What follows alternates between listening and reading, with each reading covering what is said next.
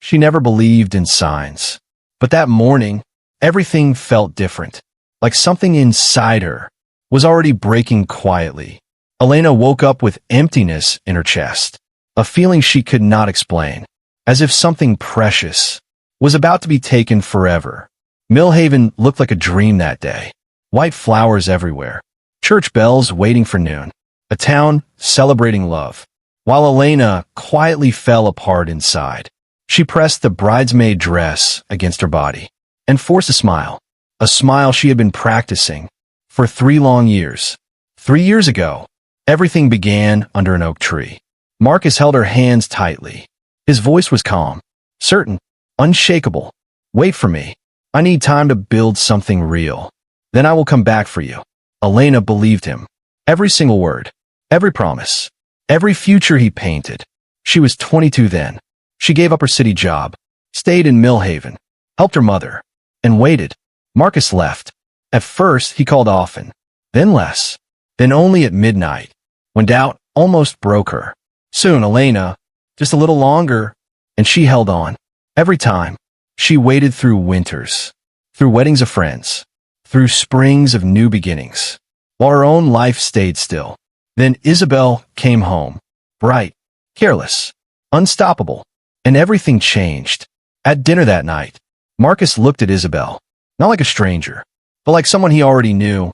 Elena saw it instantly. That look, she had seen it before, when it was meant for her. She told herself she was imagining it, but deep down, she already knew the truth. Months later, the call came, and everything collapsed in silence. "Isabel and I don't." Elena's voice was calm, too calm. "How long?" she asked. Cold, flat, final. For months. For months. While she was still waiting, still believing, still loving someone who had already left her behind. She did not cry, not a single tear. She simply hung up, and something inside her turned to stone. Marcus returned months later, with a ring, for his sister, not for her. He apologized in whispers, like a coward afraid of truth. "I never meant to hurt you." But Elena only smiled, soft, controlled, unreadable, because behind that smile, she was no longer waiting. She was preparing. She learned everything. His business, his investors, his weakness, his future, and Marcus never noticed. He still believed she was the same girl, waiting under the oak tree. But she was gone, replaced by someone else entirely. The wedding day arrived. Elena stood at the altar, white roses in her hands, watching him walk toward her sister. He looked at Isabel, like she was everything. Once, he had looked at Elena that way too. After the ceremony, he found her alone, by the garden wall. "You look beautiful." "Thank you." Awkward silence followed, heavy with guilt. "I hope we can still be family." Elena looked at him, for a long moment. "Of course." Then she spoke again. Calm, controlled, final. "I've been working on something. For 3 years. While I was waiting," that word hung in the air. "Waiting. I built a consulting firm. My first client is Harrington Capital. Your lead investor." His face changed instantly. Color drained away. "They've given me full authority. I'll be reviewing every contract, and that includes yours." Silence. Complete. Frozen. "Enjoy your wedding night," she said softly, and walked away. She did not look back. That night, alone in her room, Elena opened her laptop. 3 years of silence. 3 years of patience. 3 years of being good. But none of it was acceptance. Only preparation. And finally, she found the truth. Marcus never chose love. He chose advantage. A business deal disguised as romance. Her sister didn't know, but she would. Elena closed the laptop, picked up her phone, and called. "It's me." A pause. A breath. A beginning. Begin. Monday morning arrived like a silent storm. Elena Voss entered Harrington Capital. No emotion on her face. No hesitation in her steps. Only purpose. Pause. 3 years of waiting had brought her here, inside the glass tower of power. She walked through the elevator in silence. City lights rising beneath her like memory. But she did not look back.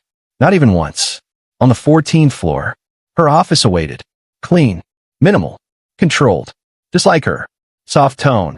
She was no longer the girl who waited. She was the one who decided. Across the city, Marcus Reed was already losing control. Phones rang endlessly. Messages he didn't want to read. Until one name appeared. Elena Voss. Pause. He read it once. Twice. 3 times. And for the first time, Marcus did not feel powerful. He felt exposed. In the boardroom, Elena faced 6 powerful investors. Men who expected dominance. But she gave them silence instead. And precision. And truth. When she finished speaking, the room forgot how to breathe. Emotional tone. Because she was not asking for approval. She was delivering consequences. Miss Voss. One of them finally spoke. How long have you been watching Marcus Reed? Elena paused. A soft calm in her eyes. Long enough. Meanwhile, Marcus sat frozen in his office. The name on the report burned in his mind. Elena Voss. Not the girl he left behind. Something else now.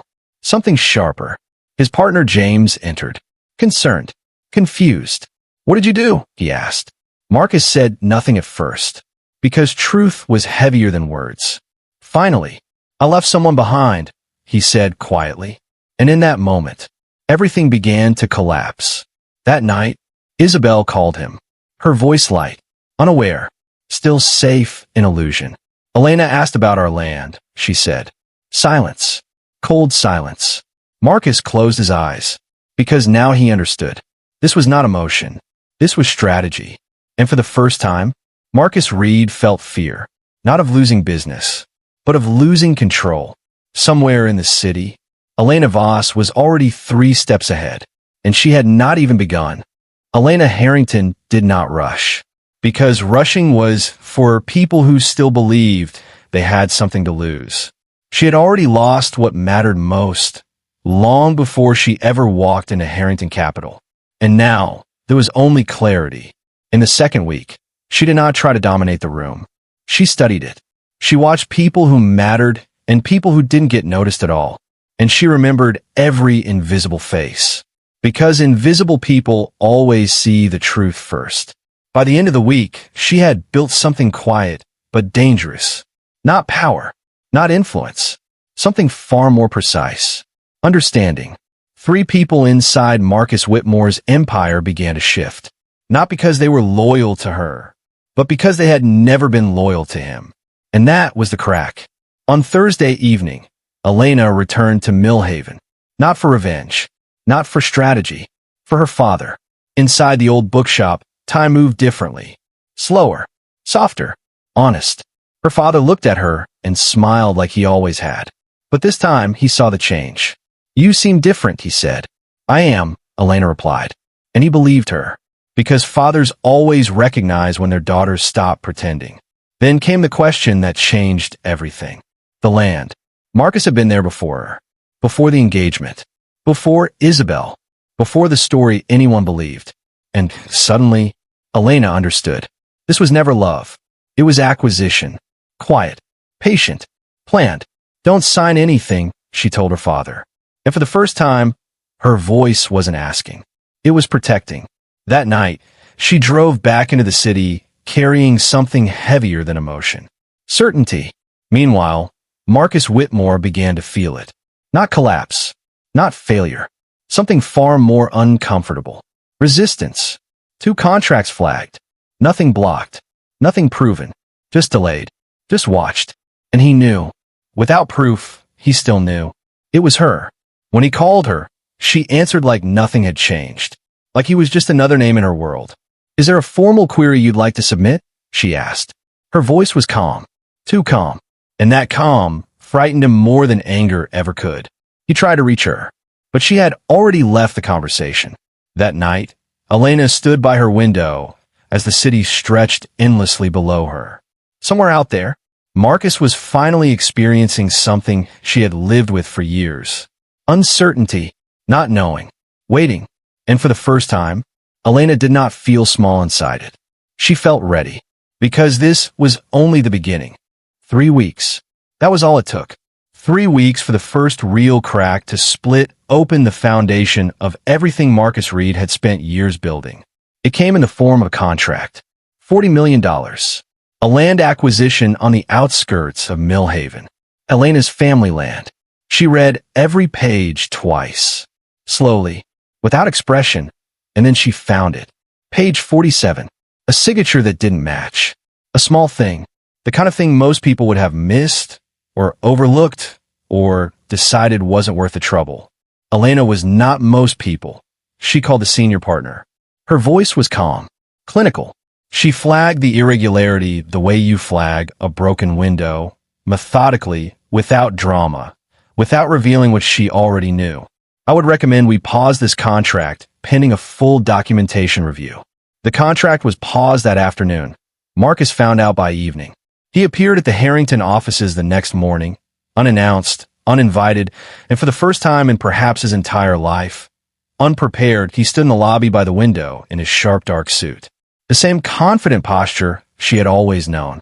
But something underneath, it was different now. Something strained.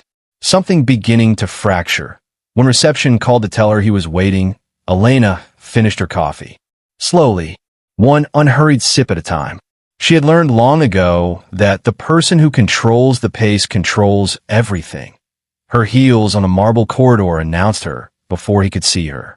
Each step measured, each step deliberate. She was not walking toward a confrontation.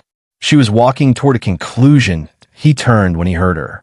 And in that single, unguarded moment, before he could arrange his face back into something controlled, she saw it. The look of a man realizing he had never truly understood the person standing in front of him. They faced each other across the lobby. 3 years of history in every inch of space between them. You paused my contract, he said. I flagged an irregularity, she replied. Standard procedure. He stepped closer. His voice dropped. Elena, stop this. She tilted her head slightly. Stop what exactly? She let him try to explain himself. She let him flounder. And then she told him what she knew. The land surveys commissioned before Isabel ever came home. The property valuation reports dated 8 months before his engagement. The timeline that told the real story, not the one he'd been performing for everyone around him. I know everything, Marcus. He went very still. You chose my sister because of my father's land. She said it without her voice wavering, without her hand shaking, without the tears that some small part of her, the girl she used to be, still wanted to cry. Not because you loved her, not because you felt something real, because she was the easier path to what you actually wanted. Does she know? Silence. Does Isabel know that you planned this before you ever looked at her across that dinner table? Still nothing. His silence was the loudest answer he had ever given her. Elena nodded once. I thought so, she said. Not with satisfaction, not with cruelty, with the quiet grief of someone who had already known the answer and simply needed to hear the silence confirm it. She turned to walk away. What you want? He said behind her. His voice different, stripped, the confidence gone. She stopped. She did not turn around. I want, she said quietly, exactly what you promised me. Not revenge, not money, not the land. What she wanted was the thing he had taken from her before he ever named it. The truth that had been hers and that he had buried under 3 years of carefully constructed lies. She walked away. He did not follow. And the distance between them on that marble floor said everything the words had not. She made it to her office. She closed the door. She sat down. She pressed her hands flat on the desk and breathed. Because some small part of her, the 22-year-old girl under the oak tree, the one who had loved him honestly, the one who had waited, had still been holding on to something. Some hope that he would say the right thing. He had said nothing. She breathed. Good. It was easier this way. Her phone lit up on the desk. A message from her contact inside Marcus's company. She read it once, then again, and something happened to her face. Not the soft patience of the woman who had been waiting. Not the controlled grief of the woman who had just faced him across a lobby. Something sharper, older, more decided. The land survey documents. The ones Marcus had buried on a private server. The ones that proved the entire timeline of his planning. Every calculation, every lie, every step he had taken before he ever looked at her sister. They were now in her hands. She looked up from her phone, out the window at the city spread below, and she smiled. Not softly, not patiently, a different kind of smile entirely. the kind that belongs to a woman who has just stopped waiting and started winning. She did not call ahead. There are some conversations you cannot prepare the other person for. Some truths that need to arrive unannounced. Because if you give someone time to build their walls before you get there, the truth never really lands. Elena drove to Millhaven on a Saturday morning with a folder on the passenger seat and 3 years of weight in her chest. The house looked exactly the same. It always did. Stone walls. Old oak in the garden. The kitchen light yellow and warm in the window against the gray morning sky. This house had been many things in Elena's life. Safe haven. Memory. The place where everything changed. Today it would be one more thing. The place where she told the truth. She stood at the door for one moment before going in. Not hesitating, just acknowledging. Because she knew, once she walked through that door, nothing would be the same for either of them. She walked through. Isabel was in the kitchen, making coffee, wearing Marcus's shirt, looking like someone who had everything she wanted and had not yet been told the cost. She looked up when Elena walked in, and something cautious crossed her face. The particular caution of someone who has been half waiting for this moment without admitting it to themselves. "We need to talk," Elena said. For words. The gentlest possible earthquake. Isabel set down her coffee slowly. Her hand stayed on the mug a moment too long. She already knew, somewhere beneath her skin, that this conversation was going to cost her something. They sat across from each other at the old kitchen table. The same table where Marcus had first looked at Isabel the way he used to look at Elena. The same table where their father had announced the engagement with such careful happiness. And between them now, a folder. Elena placed it on the table without ceremony. No preamble, no softening, just the truth, placed quietly between two sisters. Isabel looked at it, then at Elena. For a long moment she didn't touch it. "You have been different," Isabel said quietly. "Since the wedding. Since before." "Open the folder, Isabel." She opened it, and Elena watched her read. Watched her eyes move across the land survey reports. The valuation documents. The dates that told the real story. The timeline of a man who had planned everything before he ever walked back into their lives and called it love. She read every page. When she finished, she closed the folder very carefully, as if it were fragile, as if handling it gently might somehow change what was inside. The kitchen was completely silent. "He planned this," Isabel said. Not a question. A quiet, terrible statement of fact. "Yes." Before he came back. "Yes." She looked at her hands on the table, at the window, at the life she had been living inside a story she did not write. "He chose me because of Papa's land," she said. Elena said nothing. She didn't need to. And then Isabel said something Elena had not expected. "I knew," she said. The word fell into the kitchen like a stone into still water. Not about the land. She hadn't known that. But she had known something was calculated about the way he came back to Millhaven. Had known he arrived with a plan that had nothing to do with love. "I told myself it didn't matter," she said. "That it would become real. I also knew about you," Isabel said. Her voice was barely above a whisper. She knew he had asked Elena to wait. She knew what her sister had given up. She had known, and she had chosen not to look at it too directly, because looking at it directly meant she could not keep what she had. The silence between them was different now. Not cold, not strategic. Just two sisters sitting with something painful and honest and long overdue. "I am sorry," Isabel said. Her voice broke on the words. "I am truly sorry, Elena." And it was real. No performance. No excuses. Just a younger sister finally setting down the guilt she had been carrying since the beginning. Elena had prepared for many things. She had prepared for denial. For anger. For Isabel defending him. She had not fully prepared for this. She had spent 3 years building walls around that particular wound. Had turned it into fuel so efficiently that she had almost forgotten it was still bleeding underneath. She looked at her sister. "I know," she said, and she meant it. Both things. The apology received, and the forgiveness, quiet and unspoken, beginning to form in the space between them. "What happens now?" Isabel asked. Elena was quiet for a moment. "Now you decide what you want," she said. "That is separate from what I am doing. This is your marriage. Your life. And what are you doing?" Elena looked at the folder between them. At the truth, they had just sat inside together.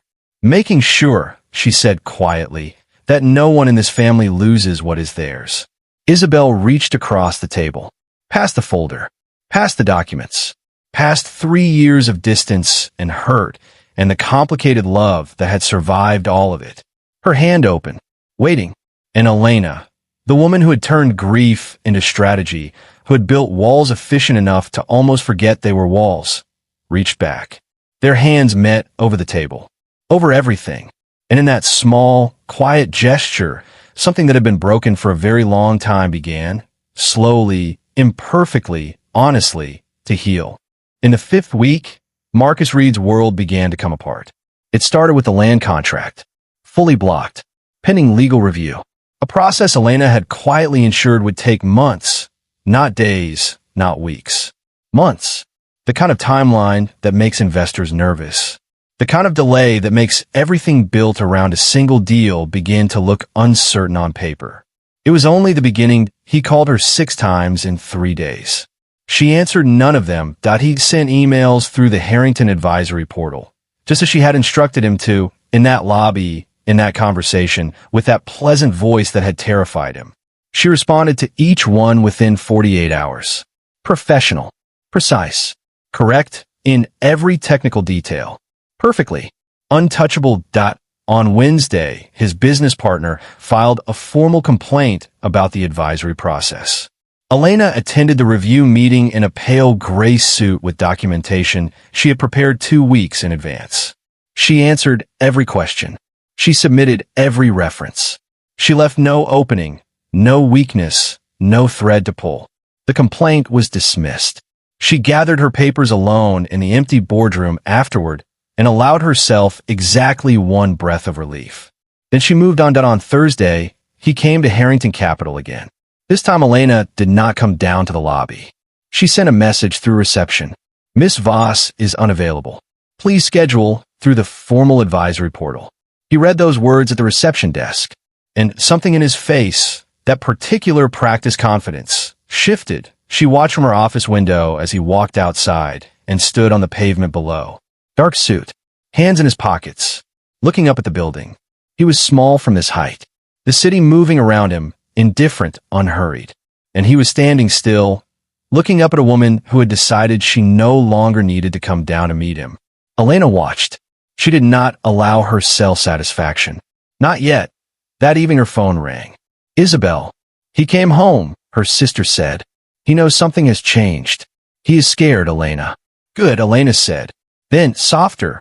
Are you all right? Isabel was quiet for a moment. I spoke to a lawyer today. Elena closed her eyes. Not in relief. Not in triumph. In the particular feeling of something inevitable finally arriving. Something you set in motion long ago, finally catching up to the present moment. After the call, she sat in her quiet apartment and let herself feel it. All of it. The years. The particular loneliness of waiting for someone who had already decided to leave. Of building your life around a promise that was never going to be kept. Of turning your own grief into fuel so efficiently that you almost forgot there was a wound underneath. She thought about the 22-year-old girl who had stood under an oak tree and believed. That girl had not been foolish. She had been real, genuinely real, and she had loved genuinely. And what had been done to her had been genuinely, deliberately wrong. Elena sat with that. She felt the full weight of it. And then she set it down. She opened her laptop. She had one move left. The final piece. The document she had been holding back. Not because she needed more time, but because timing was everything and Marcus was now at his most vulnerable. His investors uncertain. His project stalled. His marriage beginning to fracture at its calculated foundations. The moment was now. She drafted a single email. Senior partners. Secondary investors. One journalist she trusted at the city's largest financial publication. Attached, the land survey documents, the private valuation reports, the internal communications that showed the precise timeline of everything Marcus had planned. Dated, verified, real, every word of it real.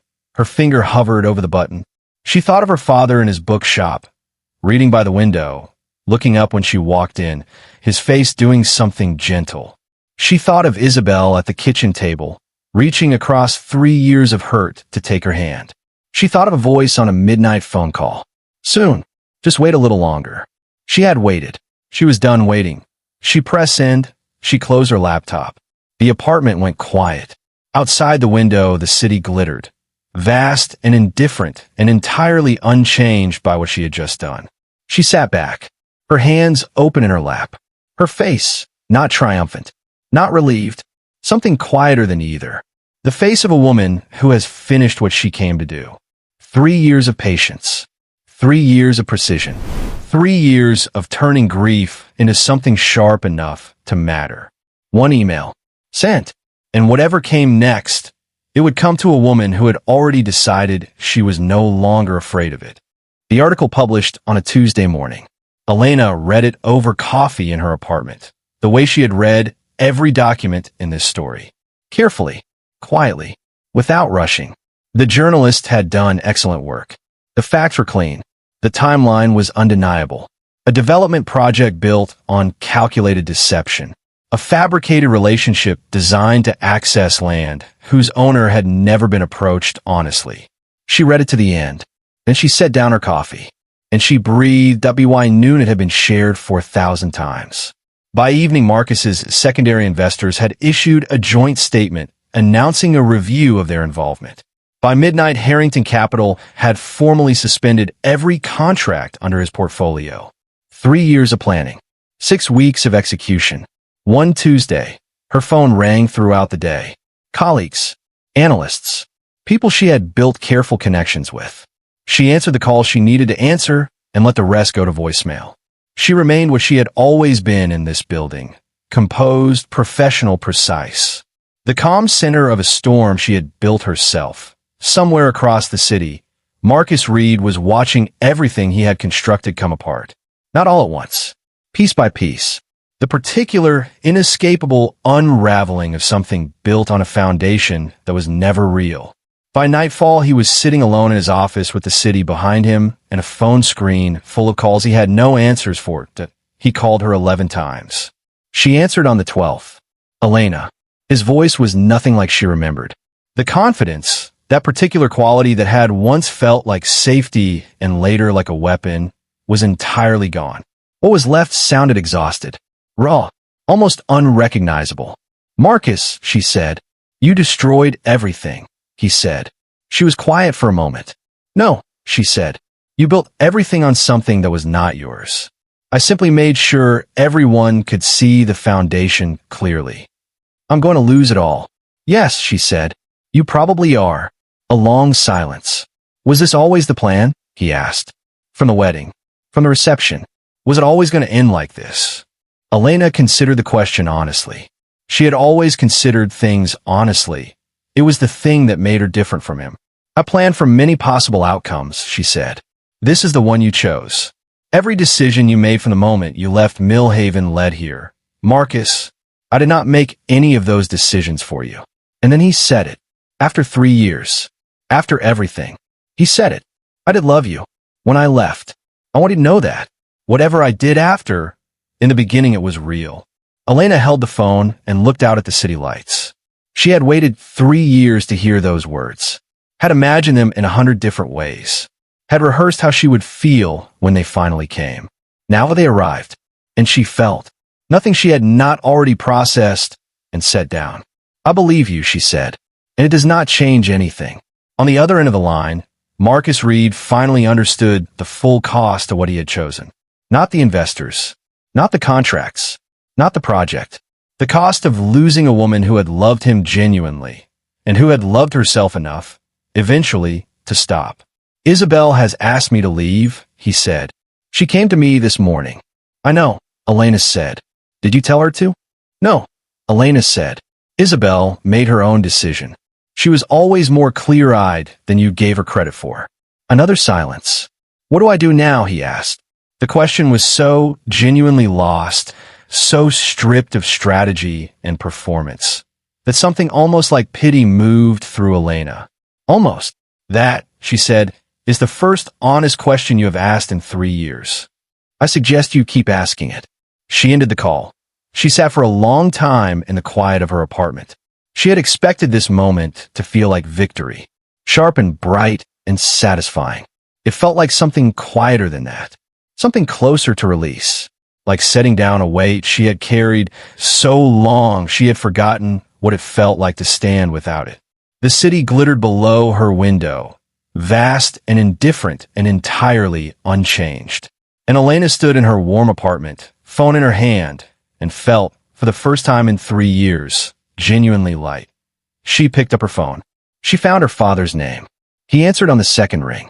"Elena," he said, and something in his voice, that particular warmth, that particular gentleness, undid the last carefully maintained piece of her composure. "Papa," she said, "your land is safe. I need to come home and explain some things. But I want you to know, it is safe." Her father was quiet for a moment. "Come home," he said. Just that. 2 words. And they were enough. They were everything. She booked a train for the morning. Millhaven. Home. She sat at her kitchen table with the confirmation on her screen and the city outside her window and the quiet of her apartment around her. 3 years. 6 weeks. 1 Tuesday. And tomorrow morning, a train home to a bookshop and a father who had always trusted her and a life that was finally, entirely, her own again. Millhaven in autumn looked exactly as she remembered. The oak tree behind the family home had turned gold and red. Leaves gathered at its roots the way they always had. Every year, patient and unhurried. The bookshop window was lit from inside. Her father's silhouette, unchanged, steady, exactly where he had always been. Elena stood outside for a moment before going point. 3 years ago, she had stood under that same tree and believed a promise. She had given that promise her 20s. Her stillness. Her patience. The particular kind of hope that only exists when you're young enough to think waiting is the same as holding on. She did not regret all of it. The stillness had taught her to watch. The patience had taught her to wait for the right moment rather than the first available one. The pain had taught her that soft things can become strong things without losing what made them soft to begin with. She was not the same woman who had stood here 3 years ago, but she recognized herself completely. Inside, her father looked up from his chair. He set his book down. "Tell me everything," he said. And she did. She told him all of it. The 3 years. The degree completed quietly while the world thought she was simply waiting. The connections built carefully, one name, one conversation, one trusted person at a time. The morning she walked into Harrington Capital with a leather folder and everything she needed already prepared, her father listened. He did not interrupt once. When she finished, he was quiet for a long time. "I had no idea," he said finally, "that you were carrying all of that."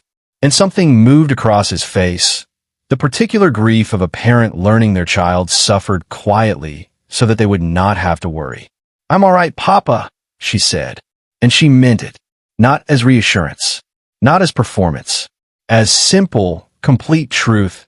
She told him about the land, the legal structure, the protections now in place. Nothing and no one could touch it without full family consent and independent legal review. "It will be yours," she said, "and then it will be mine and Isabel's, as it should always have been." Her father nodded slowly. "And Marcus?" he asked. "His project has collapsed. His investors have withdrawn. He will rebuild something smaller somewhere eventually. Men like Marcus usually do." She paused. "But not here. Not with anything that belongs to this family." Her father looked at her for a long moment. "Are you at peace?" he asked. "Not about the land. Not about Marcus. About her." Elena considered the question honestly. She thought of the midnight phone call she had saved on an old phone in a drawer somewhere. The job offer she had turned down at 22. The evening she had spent in this town, watching her life stay still while everything else moved. She thought of Marcus's voice saying, "I did love you," and feeling nothing she had not already set down. She thought of Isabel at the kitchen table. "I am sorry," and meaning it. She thought of herself at 22, standing under an oak tree, and felt only tenderness for that girl. Not anger, not grief, tenderness. "Yes," she said, "I think I am." They sat together in the warm bookshop in the kind of silence that only exists between two people who have told each other the whole truth. His hand over hers. Autumn pressing soft against the window.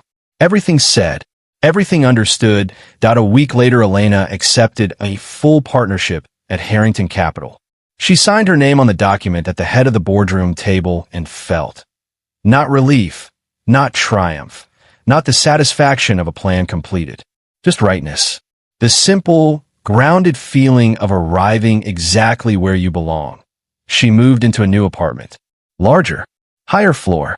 A view of the city that belonged to her now in a way it had not before. Not as a battlefield. Not as a proving ground. Just as her life. Her city. Her view.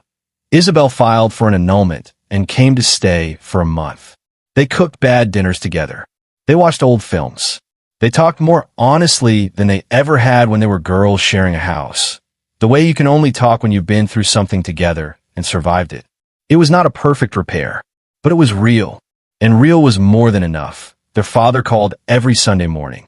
Elena answered every time that on the first cold morning of winter, she walked through the city on her way to the office. Frost on the pavement. Bare branches. The particular quiet of early morning in a city that hasn't fully woken up yet. She passed a florist. Red roses in the window, vivid and alive against the gray winter morning. She stopped. She went inside. She bought one. Not for anyone. Just because she wanted to.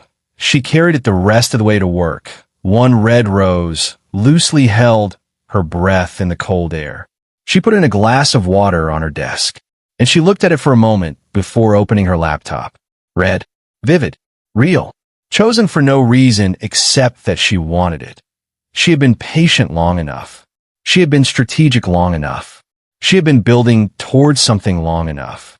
Everything that came next, she would choose herself. Not because someone promised it. Not because she had earned it by suffering. But because she was Elena Voss. And she had always known her own worth.